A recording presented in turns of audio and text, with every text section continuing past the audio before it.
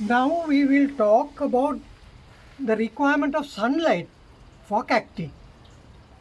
Now, as you know, cacti is a desert plant.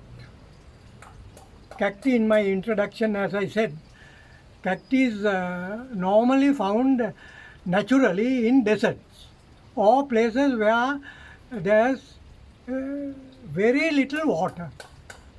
Of course, not only deserts, it, it, it grows in Alps also. At 20,000 feet, cacti grow. But the common factor is that they don't have adequate water. They don't have water like in a equatorial country. So whatever it is, sunlight, when we are talking, ideally cacti plants grows best in sunlight. That is a fact. But there are disadvantages to it. When you are growing in sunlight, there are disadvantages. Number one is the plant gets weather beaten like any tree. You see any tree in the forest, they are not so beautiful as a plant grown inside your house. They get weather beaten and they become ugly. Same thing happens to cacti. When they are grown in the desert, they are not so beautiful as this plant or this plant or this plant. They don't. Now these plants are spotless, beautiful. When you put it out in the sun, they become weather beaten, they become ugly, they become rust like. So that is one disadvantage in exposing cacti plants into sun.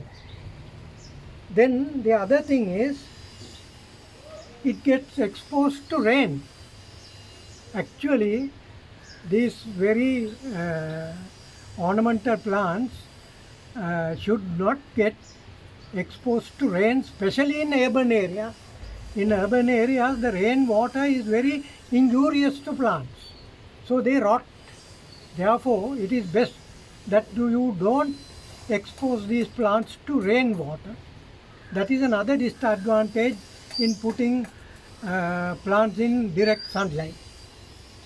Number three is getting caught into a shower of rain is okay, but persistent rain for long periods is injurious.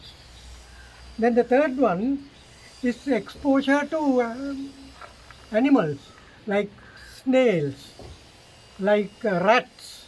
They attack plants, or like mites or bugs.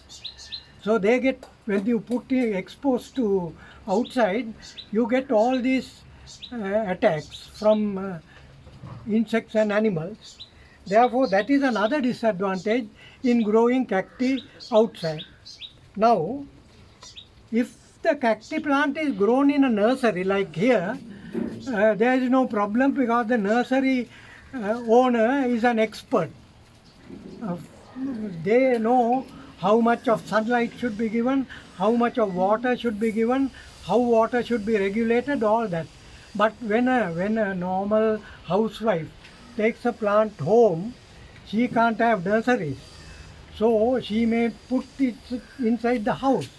So I will tell you how to look after a plant when you take one plant and keep it in your house. In a nursery, no problem. They will control the light, they will control the rainwater, they will control the pests, so there is no problem. So for a housewife, it is a different situation. So I call them domestic growers. They would like to keep the pot indoors.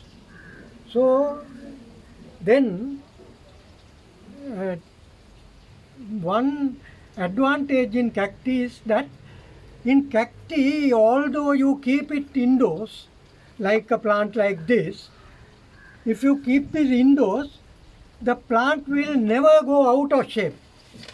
Even in the dark, this plant will be the same shape, same color, same appearance. So that is an advantage in cacti. So that is one good thing. And the other thing is, in indoors, watering should be altered. because when it is indoors, there are different conditions, I'll come to that. Normally it doesn't dry up quickly.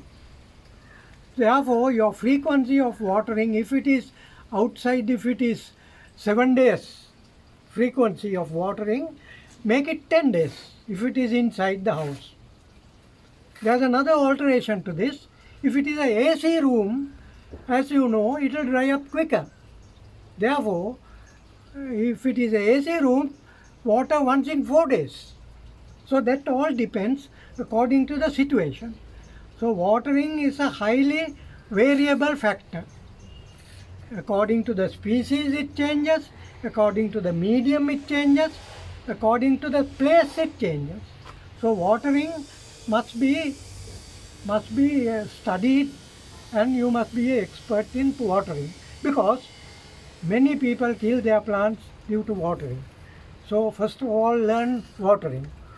So now take for example a plant like lithops or pseudolithops. They are watered once a month. A plant like Mammillaria heracea, that is this one, Mammillaria heracea, this is watered once in 10 days. A plant like Cereus, this one, or Gymnocalcium, this one, they are watered once in 7 days.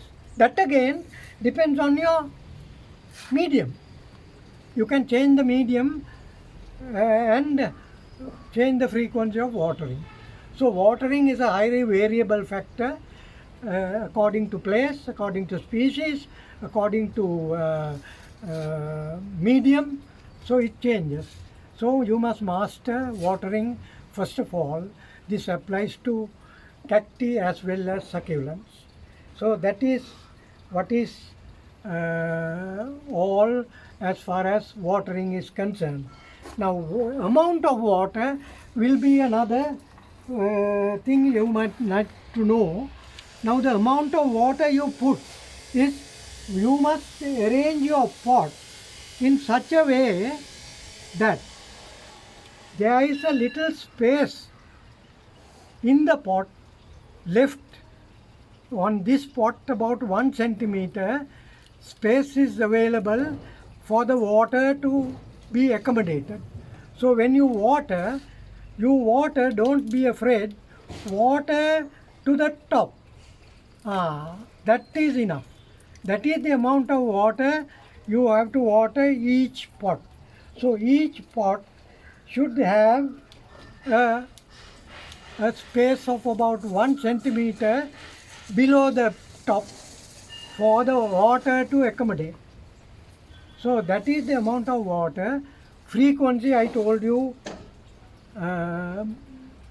frequency depends on the situation.